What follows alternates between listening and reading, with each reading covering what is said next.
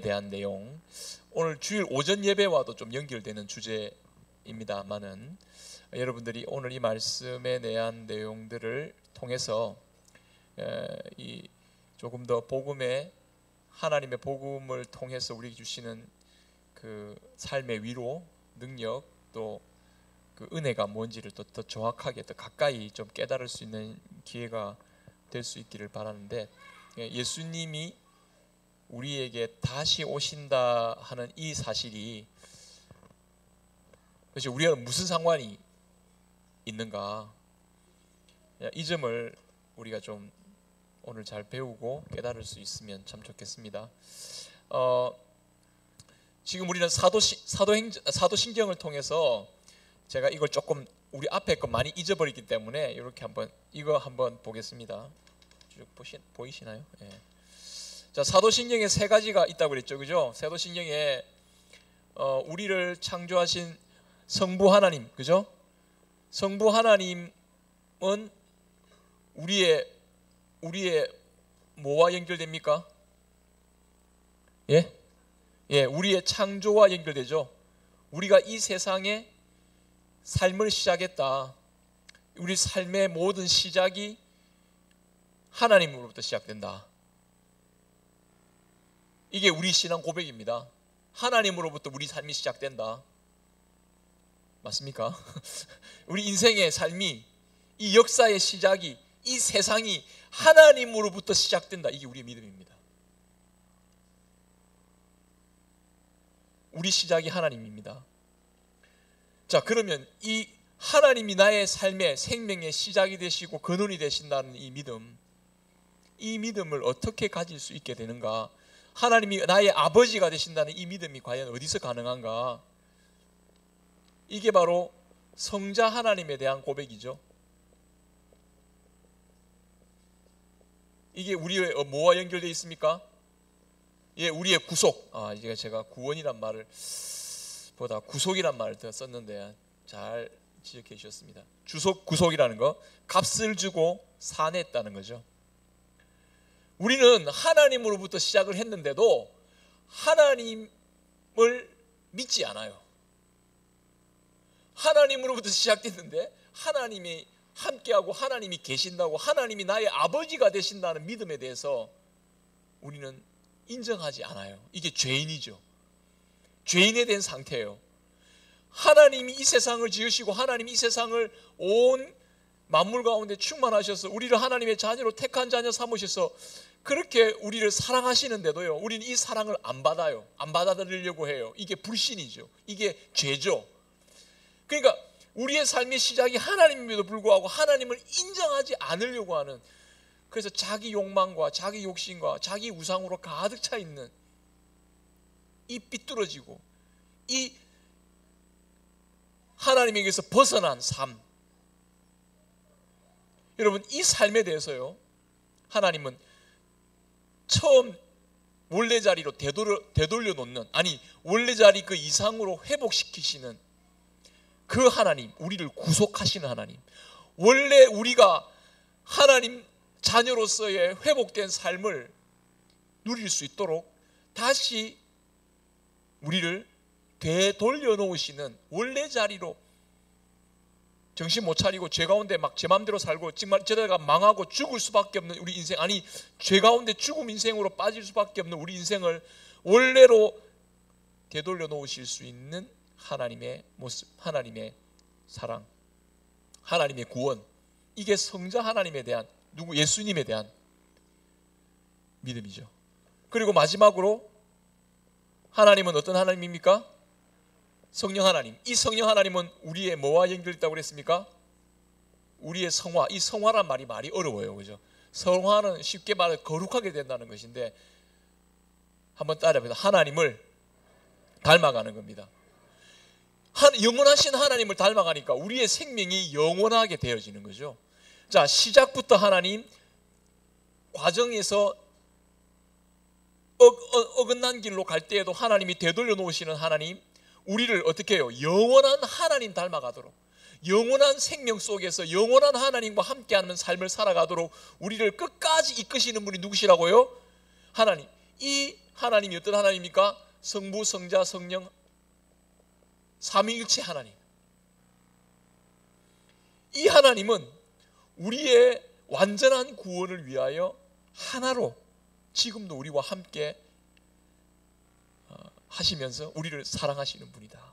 지금 이게 바로 사도신경에서 우리의 믿는 바 내용이 뭔지를 고백하는 사도신경의 내용을 통해서 이 내용을 정리하고 있어요. 자, 여러분, 이 내용을 늘 마음에 두고 내 삶의 시작과 끝 지점 모든 부분에서 하나님이 다 관여하시고 인도하신다는 이 믿음을 가지고 여러분, 우리 지금 우리가 논의하고 있는 중요한 내용들을 한번 보겠습니다. 자,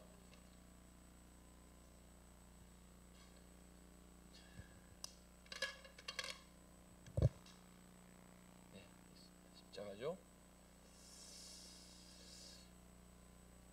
예수님이 이 땅에 오셔서 고난 받으시고 십자가 지시면서 우리에게 이루신 이 사건, 이 복음 사건이죠. 복음 사건이죠.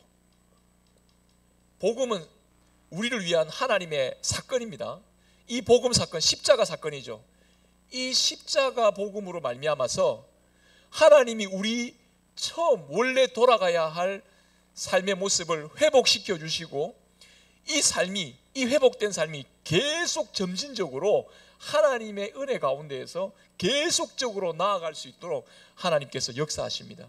여러분, 우리는 예수님을 통해서 예수님 하나하나 배우면서 그분의 성육신으로 이 땅에 오셔서 그 다음에 어떻게 하십니까? 고난당하시고 십자가에 죽으시고 십자가 죽으시고 난 다음에 어떻게 됩니까? 예, 부활하셨습니다. 부활하시고 난 다음에는요, 승천하셨습니다. 승천하시고 난 다음에는요, 승천하시고 난 다음에는 자, 어떻게 하십니까? 다시 오십니다. 다시 오십니다. 자, 예수님께서 이렇게 승천하시고 난 이후에 다시 오시는 과정에서 지금 우리는 지금 여기를 살아가고 있죠? 맞습니까?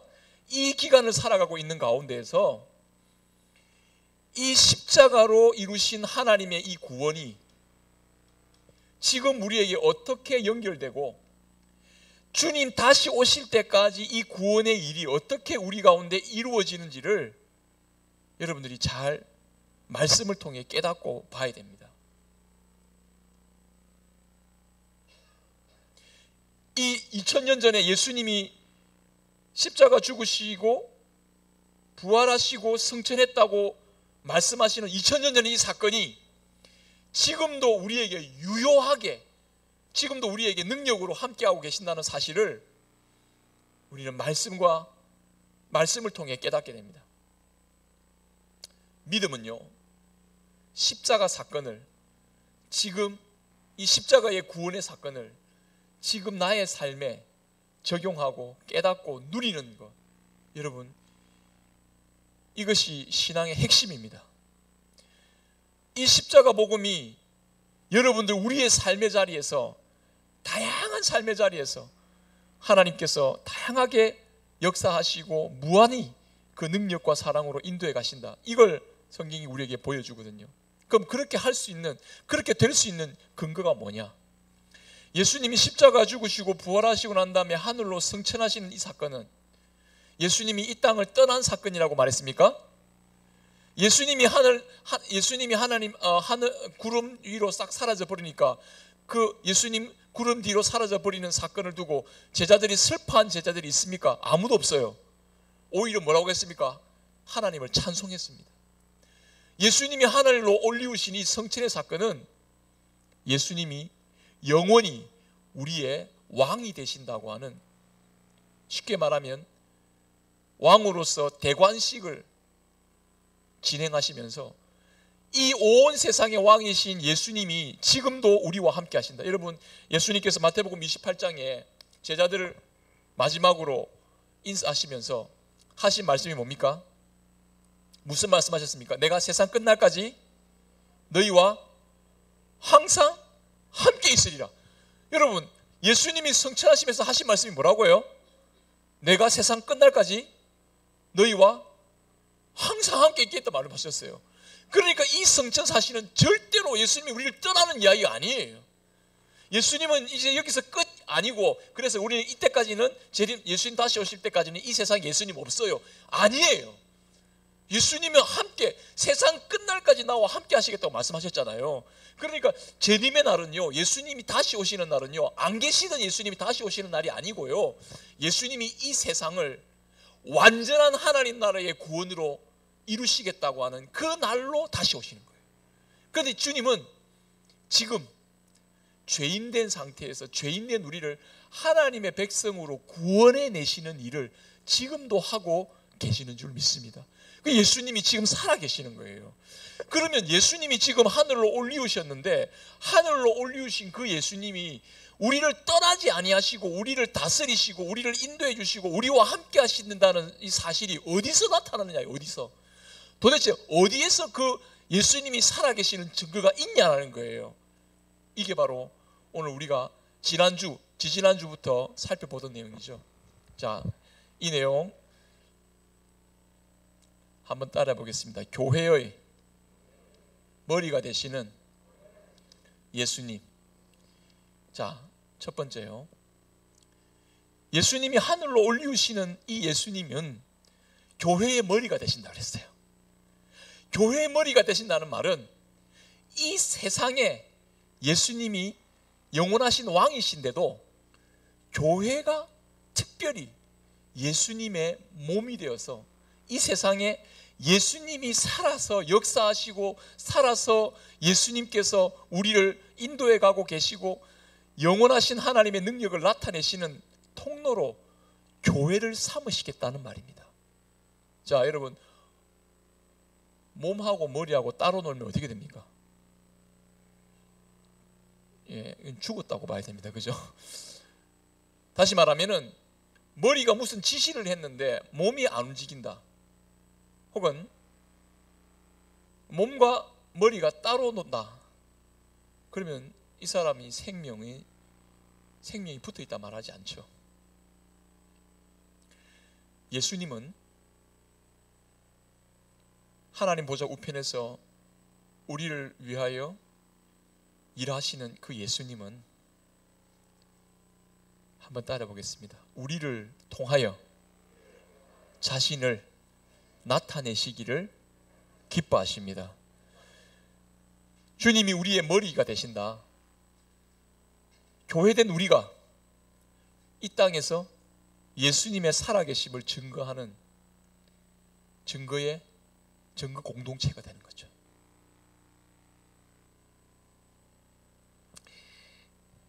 여러분, 복음의 빛을 비춘다를 우리가 지금 올해 목표를 두고 있는데, 복음의 빛을 비추는 건요, 여러분들이 빛이 아닙니다. 알겠습니까? 빛은 예수님이시죠. 그러니까 빛을 반사하는 거죠. 빛이 내 안에서 드러나는 거죠. 그러니까 내가 빛의 자녀이기 때문에 빛 노릇하고 세상에 소금 역할하라 하시는 거지, 주님이 내 안에 계셔서 주님이 우리 안에 계시기 때문에 하나님 나라가 나타나는 겁니다. 그렇습니까? 우리가 하나님 나라를 만들고 우리가 복음의 빛을 비추는 게 아니고요, 주님이 우리 가운데 계셔서 우리를 통해서 하나님의 일을 이루어 가시는 줄 믿습니다. 이 점을 꼭 명심해야 됩니다. 그래야 이 우리의 주님을 바라보는 믿음의 눈을 바르게 볼 수 있습니다.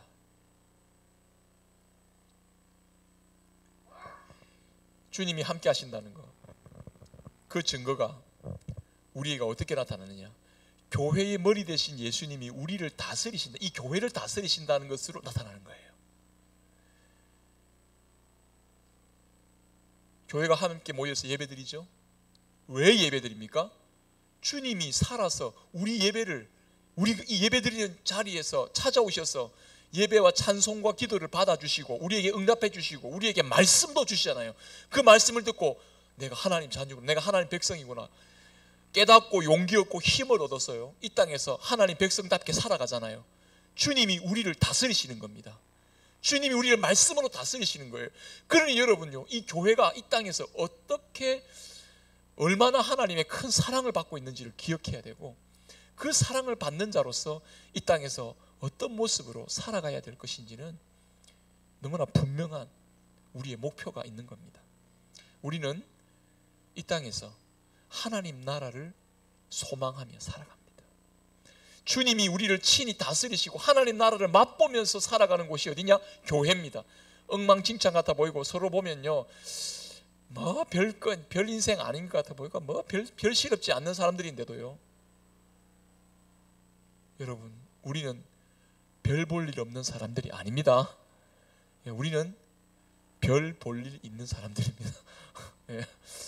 주님이 우리 가운데 계시기 때문에 여러분 겉모양만 보지 마시고요, 그 사람의 속사람, 그리스도로 거듭난 그리스도를, 그 사람 속에 있는 그리스도를 보실 수 있기를 바랍니다. 야, 저 사람도 어떻게 저런 사람인데 예수 믿고 여기 와서 함께 주님 앞에 구원을 받아 은혜를 받아서 저 하나님의 사랑을 받고 사는구나.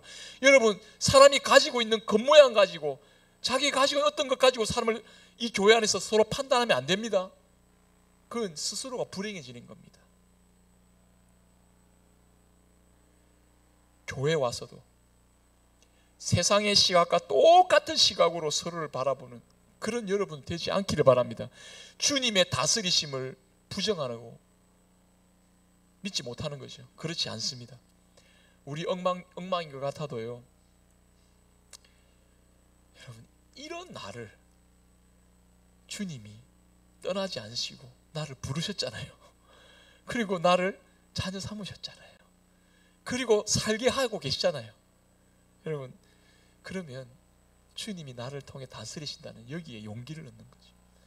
우리 교회는 주님이 다스리시는 증거로, 주님께서 분명하게 교회의 머리가 되신다는 증거로 우리에게 중요한 은혜를 주십니다. 두 번째, 여기서 아주 중요한 성령 하나님의 오심이 우리 가운데 있습니다. 성령을 주신다.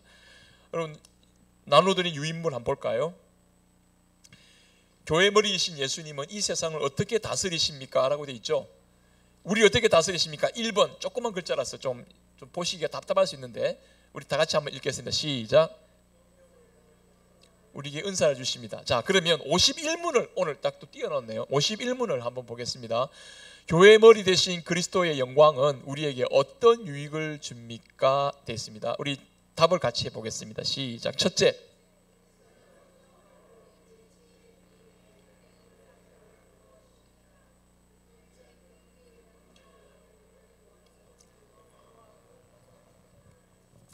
자, 예수님께서 교회의 머리로서 우리를 다스리시는 증거로, 아니 다스리시는 뭐라고 할까요? 다스리시는 통로로 한번 따라해 보겠습니다. 성령을 주십니다. 혹시 성경 띄우실 수 있습니까? 사도행전 2장 혹시 33절, 혹시 제가 말씀을 정확하게 안 드려가지고 안 됐죠? 예, 그냥 성경 가지신 분들 예, 띄웠습니다. 사도행전 2장 33절. 예, 저는 행복한 목사입니다. 한마디만 하면 뒤에서 딱 바로 해주는 예, 여러분들 또 함께 할 수 있어서 감사합니다. 2장 33절 다 같이 한번 읽겠습니다. 시작. 하나님이 오른손으로 예수를 높이심에 그가 약속하신 성령을 아버지께 받아서 너희가 보고 듣는 이것을 우리 부어주셨느니라. 여러분, 초대교회에 놀라운 성령의 역사가 임하시고 사람들이 베드로가 하는 말을 듣고요, 베드로가 하는 말을 듣고 회개하고 하나님 앞으로 돌아왔습니다. 베드로가 하는 말을 듣고요, 베드로가 고기 잡는 어부 아닙니까? 베드로가 무슨 뛰어난 학식이 있는 사람일까요? 베드로는 예수님으로부터 들었던 하나님의 복음의 말씀을 그들에게 그대로 전했습니다. 그런데 그 마음을 감동시키고 돌아오게 하시는 분은 누구신가 하면 성령님인 거예요. 왜냐하면 예수님이 하나님 보좌에 오르시면서 우리에게 성령님을 우리 가운데 보내어 주신 겁니다. 자, 지금 여러분, 성령님이 우리 가운데 거하신다는 거, 우리는 이 사실을 교회에 함께 예배드리는 현장에서 우리는 깨닫고 믿고 성령님이 우리와 함께 하시는 것에 대해서 여러분, 우리의 마음의 믿음의 눈을, 영적인 시각을 여러분 새롭게 떠야 됩니다.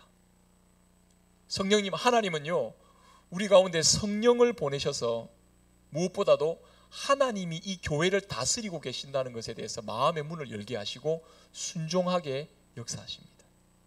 성령이 아니고는 예수님을 주라고 시인할 수 있다 없다? 없어요. 자, 여러분,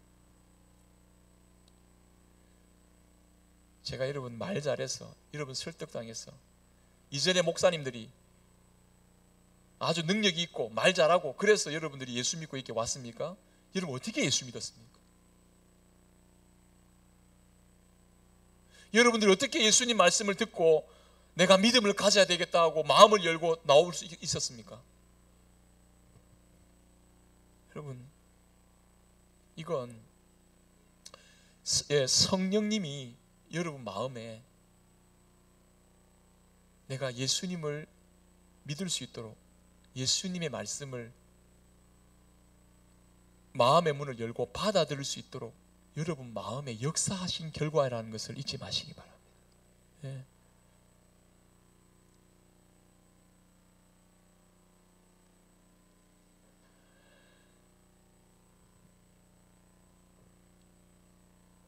제가 좀 설교 엄청 잘하고 싶어요. 그래서 막 설교 잘해가지고요, 믿음 없는 사람도 딱 오면요, 제 설교 한번 딱 듣고 나면 믿음 딱 생기고요, 하나님 한번 능력 주셔가지고요, 예, 내가 무슨 말 하면 막 기적도 나타나고 뭐 그랬으면 참 좋겠어요. 그래서 어떨 때는 그래서 더 설교 잘하고 싶은데 근데 여러분, 어떨 때는요 설교 준비가 안 돼가지고 막 낑낑대가지고요, 와 이래가지고 내 설교 뭐 하겠나 하고요. 진짜 막 오늘 설교는 진짜 오늘 죽 썼다, 오늘 아무것도 이게 설교 어렵다, 이거 어떻게 설교하지 하고 싶은 생각을 설교를 하고 난 다음에는요, 어떨 때는 제가 야 이 말씀 이거 나 자신 있게 올라왔어요. 그런데 설교 듣는 분들이 반응이 별로 이상하게 냉담한 거예요. 집에 돌아가서 내 아내가 또 한마디 합니다. 설교 왜 그렇게 했어? 이렇게. 나는 굉장히 자신감 있게 했는데 이거 뭐지? 그 다음에 뭐라는데 어떨 때는요 이거 완전히 이거는 아무것도 죽 썼다 싶었는데 성도들 얼굴이 달라요. 와, 이 오늘 말씀이 은혜가 된다. 제가 그때 깨달은 게 있죠. 야, 이거 설교 말씀을 통해서 은혜 주는 거는 내가 아니다. 이거 하나님이 여러분들 성령님으로 여러분 마음을 깨닫게 하시고 감동 주시고 믿음을 주시는 줄 믿습니다. 믿음은 여러분 제가 말 잘해서 되는 게 아니거든요. 희한합니다. 여러분, 희한합니다. 똑같이 말씀 듣고 있는데요, 한 사람은요 이게 나에게 주신 하나님 말씀이라고 깨닫는 사람이 있는 반면에요, 똑같이 말씀 들으면서요 그 말씀 듣고도 뭐 저런 이야기를 하냐, 말씀 듣고도 막 엉뚱한 생각하고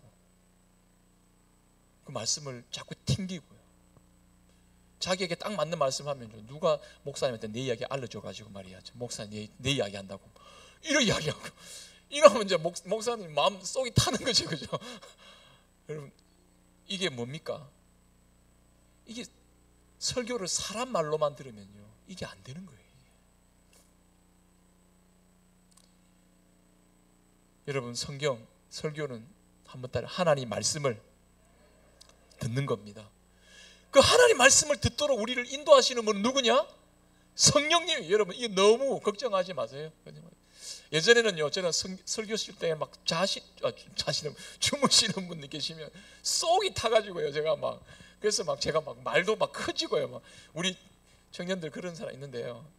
요즘은 조금 마음을 좀 부드럽게 하려고 합니다. 그래도 잠을 자줘서 고맙다. 막 엉뚱하게 말 안 듣고 막 나가는 것보다, 교회 안 나는 것보다 와서 자는 것만 해도 어디냐. 그러다가 잠시 깨가지고 듣고. 예. 요즘 그런 생각이 듭니다. 설교 처음부터 끝까지 싹 다 들어야 그게 은혜 받는 것보다 중간중간 좀 듣더라도 딱 이거 진짜 말씀이다 이렇게 깨달을 수도 있습니다. 그렇죠? 예, 그렇습니다. 그러니까 너무 자는 사람 보고 너무 구박 주지 마시고 적당히 깨우시면 좋겠어요. 적당히. 자, 이거 제가 뭐 하다 여기까지 왔는지 모르겠는데, 자, 성령 깨닫게 하시는 분은 누구십니까? 성령님. 성령님이 우리의 교회를 다스리시고 실제적으로 여러분 우리 마음을 다스리시고 역사하시는 거예요. 주님은 몸으로는 하나님 보좌 우편에서 계시지만 성령으로 또 말씀으로 우리를 다스리고 계시는 줄 믿습니다. 이게 놀라운 신비입니다. 신비. 우리는 이 하나님의 신비 속에 살아가는 거예요. 근데 여러분, 하나님은 성령만 주실 뿐만 아니라, 한번 세 번째, 성령의 세 번째 뭘 주신다고요? 뭐라고요? 은사를 주십니다. 이거 중요합니다. 은사, 선물을 주십니다. 은사를 주시는 건데요, 은사 하면요 딱 하나만 생각하는 사람 많아요. 방언 이렇게 생각하시는데, 저는 방언을 못합니다.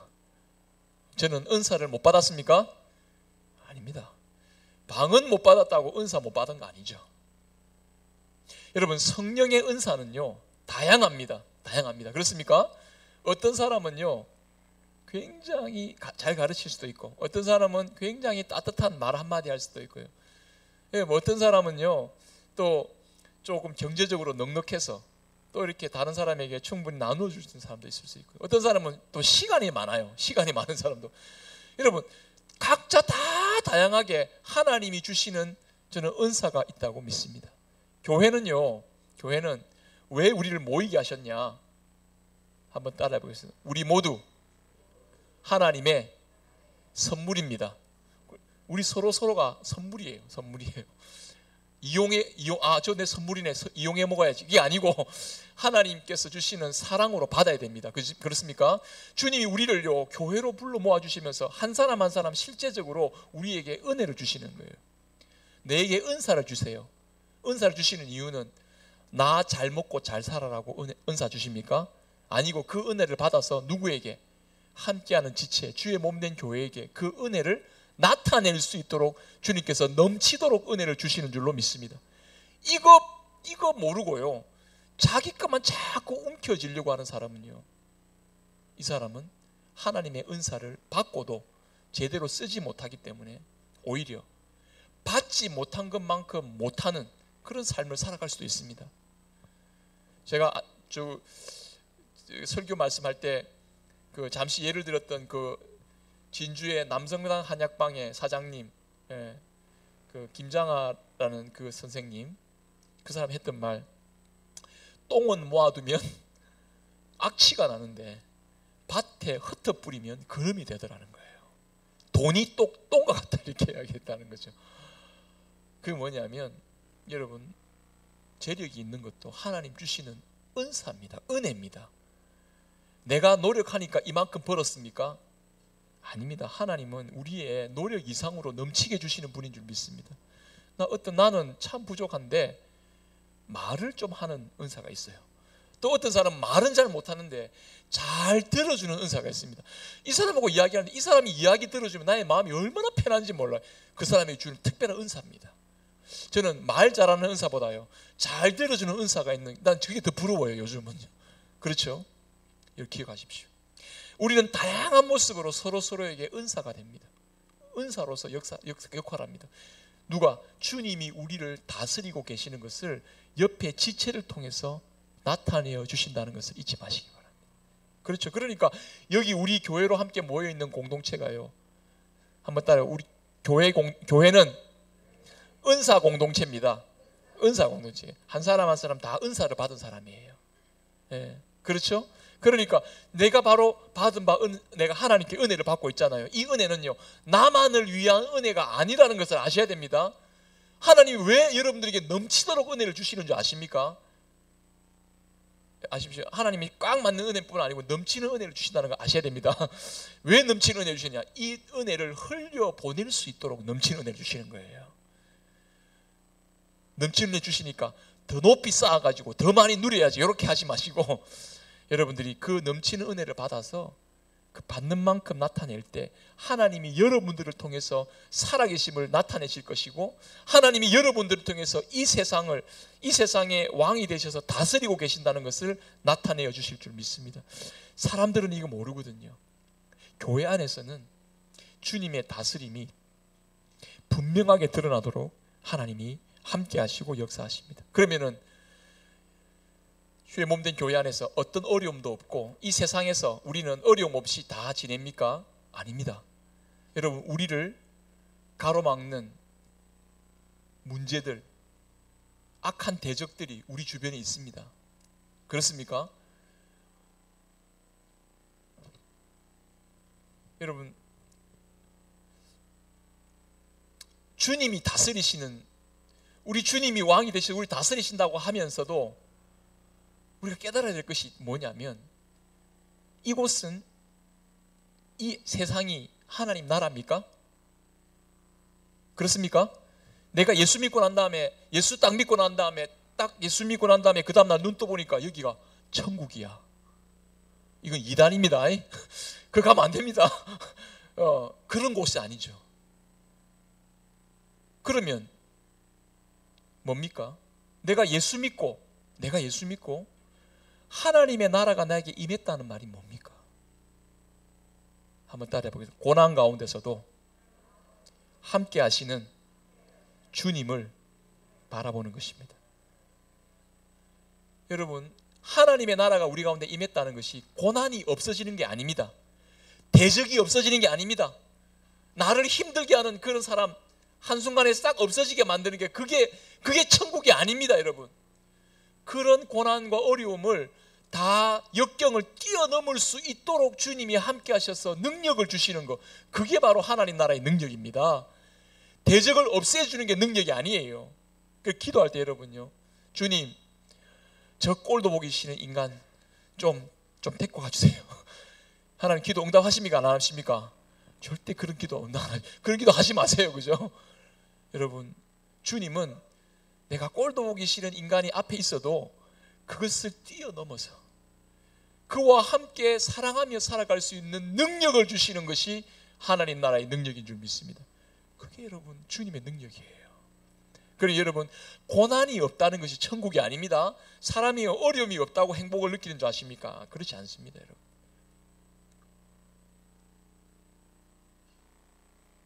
고난이 없고 어려움이 없고 문제가 하나도 없으면 우리 가운데 영원한 행복이 주어진 아닙니다. 어려움이 있고 없고가 행복을 좌우하는 게 아닙니다. 그러면 우리는 주님이 나에게 있는 대적과 문제 앞에서라도 나와 함께 하시면서 이 문제를 능히 이겨나가게 하시고 대적으로부터 나를 보호해 주실 것을 믿고 하나님 나라의 능력 가운데 사는 우리가 되어야 된다는 사실입니다. 이게 우리에게 주시는 위로입니다. 문제만 있는 게 아니라 주님도 함께 계십니다. 대적만 있는 게 아니라 주님이 우리와 함께하고 계십니다. 그러니까요, 내 삶의 자리에서 하나님 나라를 맛볼 수 있는 겁니다. 이제 마지막 정리하겠습니다. 52문, 그리스도께서 살아있는 자들과 죽은 자들을 심판하러 오실 것은 당신에게 어떤 위로를 줍니다. 이제 마지막 결론적으로 주님이 다시 오신다는 것이 도대체 우리에게 무슨 의미가 있느냐는 거예요. 주님 다시 오신다는 거. 다 같이 한번 답을 읽어보겠습니다. 시작.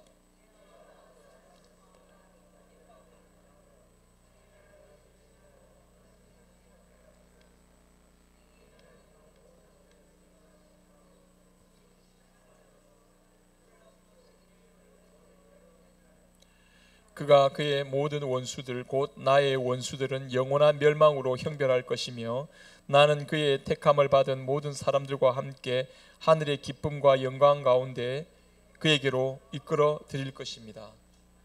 자, 재림이, 주님이 다시 오심이 우리에게 무슨 위로가 되느냐? 재림이 어떻게 위로가 되느냐? 주님이 다시 오신다. 여러분, 이 사실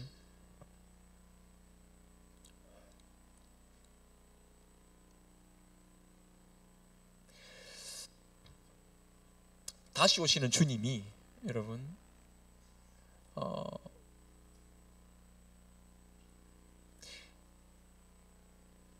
나를 사랑하시고 나를 영원한 구원으로 인도하신다는 사실을 확신하면 주님 다시 오시는 것이 이 엄청난 위로와 소망이 되는 거죠. 지금 내가 좀 슬픔 가운데 있어도, 어려움 가운데 있어도 주님 다시 오셔서 내게 내가 살아가는 삶의 모든 것들을 다 아시고 내가 지금 어려움 가운데 있지만 나를 위로하시면서 이 삶을 이해해 이끌어 주실 거니까 지금 내가 조금 어려움 가운데 있어도요, 내 마음에 용기가 생깁니까? 용기가 안 생깁니까? 용기가 생겨요. 주님 오신다. 다시 오셔서 나를 아실 거니까 이걸 가지고 내가 어려움이 있어도요, 용기 있게 살아갑니다. 근데 거꾸로 주님 다시 오시는 것에 대해서 믿지 않거나 불편하게 여기는 사람은요, 자기 마음대로 살아가잖아요. 그러다가 주님 다시 오신다는 소식 들으면 그 사람에게는 이 심판이 되는 거죠.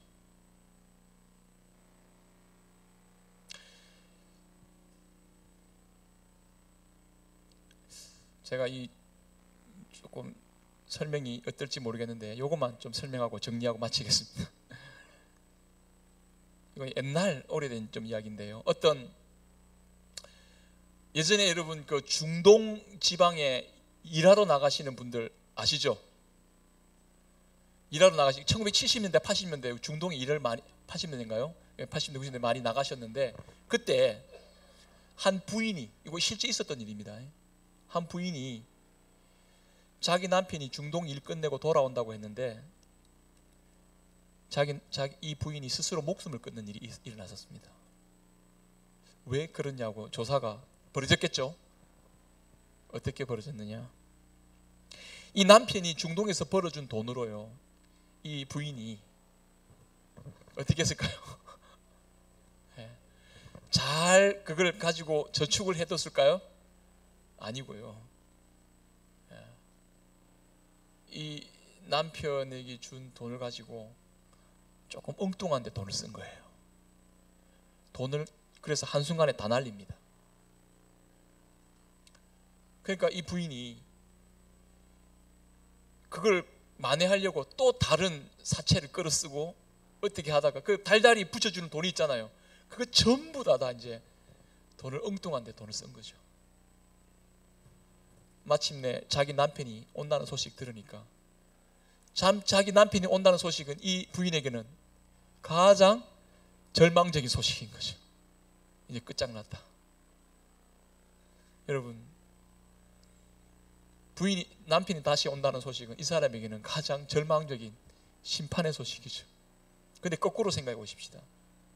만약에 이 여인이 자기 남편이 자기를 얼마나 사랑하는지를 안다면, 자기가 비록 실수해서 엉뚱한 데 돈을 써가지고 돈을 다 날리는 상황이 벌어졌다 해도 남편이 이거 다 알고 남편이 이거 갚아줄 능력이 있다고 자기가 딱 믿었다면 남편 돌아오는 게 뭐가 되겠습니까?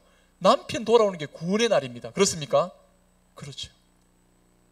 여러분, 우리 얼마나 죄 많고 얼마나 앞뒤 안 맞고 얼마나 엉망입니까? 그런데요, 우리 죄를 짊어지신 예수님께서 우리 모든 죄값을 다 짊어지시고 십자가 지셔서 내 죄를 용서하신 그 주님께서 지금 우리가 계속적으로 실수하고 죄짓고 잘못했던 그 모든 죄까지도 주님이 용서해 주십니까? 만약 이거 믿지 못하고요, 주님을, 다시 오신 주님을 바라보지 못하면요, 여러분, 우리는 아마 절망 가운데 우리의 삶을 마감할 수밖에 없을 것입니다.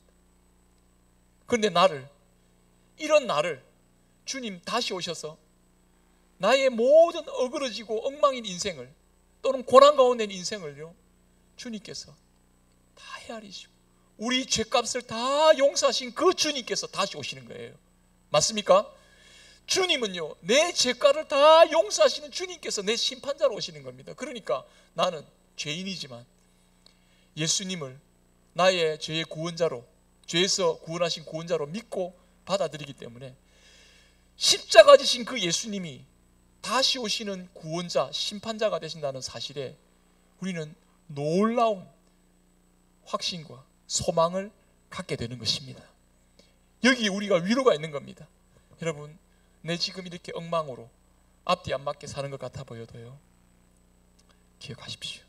십자가의 주님 믿고, 십자가의 주님 믿고 담대하게 살아갈 수 있기를 간절히 바랍니다. 내 죄의 문제, 여러분, 부족합니다. 내가 이래 살아서 되겠나 싶은 거 있습니다. 그러나 여러분, 오늘 말씀처럼 모든 삶의 완성은 예수님 다시 오셔서 이루실 겁니다. 이 모든 건 과정입니다. 그러나 여러분, 실망하지 마십시오. 슬픔이 있어도, 고난이 있어도 절망하지 마십시오. 주님이, 십자가의 주님이 우리를 헤아리시고 우리를 완전한 구원의 날에 이르도록 함께 하시면서 마침내 우리에게 주님께서 완전한 은혜를 주실 줄로 믿습니다. 그래서 여러분, 슬픔 가운데서도 우리에게 어떤 마음을 갖게 하십니까? 담대함을 가질 수 있는 용기를 주십니다. 아, 주님 다시 그렇지, 내 이거 조금 어려운 삶이 있어도 이 길이 맞지, 주님 바라보아야지. 이 사람에게는 용기가 생기는 겁니다. 자, 두 번째로 뭐가 있습니까? 우리에게는 절대 정죄함이 없다. 정죄함이 없습니다. 그러니까 우리는 결코 죄책감이나 정죄감에서 허덕일 게 아니라 하나님 주시는 평안을 누리고 주님 앞에 살아갈 수 있는 은혜를 주시는 겁니다. 주님이 심판하시러 오시는데 그 죄에 대한 심판을 예수님이 싹 가져가시기 때문에 주님으로부터 우리는 평안을 얻게 되는 것이죠. 마지막 세 번째로요, 주님은 한번 따라해 보겠습니다. 우리의 소망이 되십니다. 자, 우리의 미래는 주님 다시 오시는 곳에 있습니다. 여러분, 소망이 있는 사람은요, 어느 삶의 형편의 자리에서도 주님 앞에서 이 삶에 대한 이 의지를 결코 내려놓지 않습니다. 여러분, 미래가 있다는 거. 여러분, 이렇게 말하죠. 이제 우리나라 큰일 났습니다. 경제적으로 큰일 났습니다. 지금 전쟁이 일어나면 다 끝장났습니다. 여러분, 전쟁이 일어나면 세상이 끝납니까? 핵폭탄 터져서 이제 우리나라 이 세상이 끝장날 겁니다. 그러면 끝이 납니까? 아니에요. 그렇게 끝나는 거 아닙니다. 주님이 다시 오셔서 완전한 구원과 심판을 하실 것입니다. 그때 끝이 나는 거예요. 그러니까 그때까지는 주님이 우리의 소망이 되십니다. 그러니까 여러분 선자리에서 주님이 우리의 위로가 되시고 우리의 소망이 되신다는 사실을 기억하면 내일을 대하는 태도가 저는 달라질 줄로 믿습니다. 그렇죠? 눈을 뜨고 나에게 내일이 있다. 평안 가운데 잠을 자게 되고요. 딱 눈을 뜨면 내가 그렇게 소망하던 내일이 오늘 도착했구나. 그래, 나에게 하나님이 주신 날이야. 여러분, 이게 소망 아닙니까? 어떤 사람이 감옥에 갇혔습니다. 두 사람이 갇혔어요. 한 사람은요, 둘 다 똑같은 감옥에 갇혔는데요, 한 사람은요,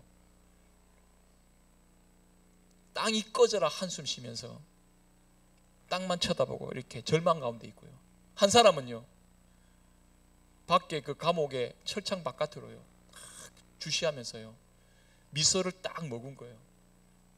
마음에 용기를 가지고 딱 이렇게 철장 바깥의 세상을 응시하는 그런 사람이 있습니다. 두 사람의 차이가 뭘까요? 예, 한 사람은 내일 사형 집행을 당할 사람이고, 한 사람은요 내일 석방될 사람이죠. 똑같은 감옥에 있어도요, 여러분 내일이 어떠냐에 따라서 오늘 삶의 모습이 완전 다른 겁니다. 여러분, 우리는 내일은 내 날이 아니라 주님의 날입니다. 주님의 손에 붙들린 날이니 여러분 기억하십시오. 주님 우리의 주권자가 되시니까 소망을 가지시기 바랍니다.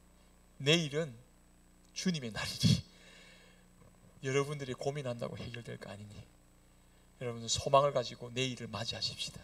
그러면 눈을 뜰 때 오늘이야 하면서 오늘 하나님이 우리에게 베풀어 주실 것에 대한 소망과 감사로 하루를 시작하는 여러분 되기를 바랍니다. 이것이 주님 다시 오셔서 우리에게 주시는 위로인 것이죠.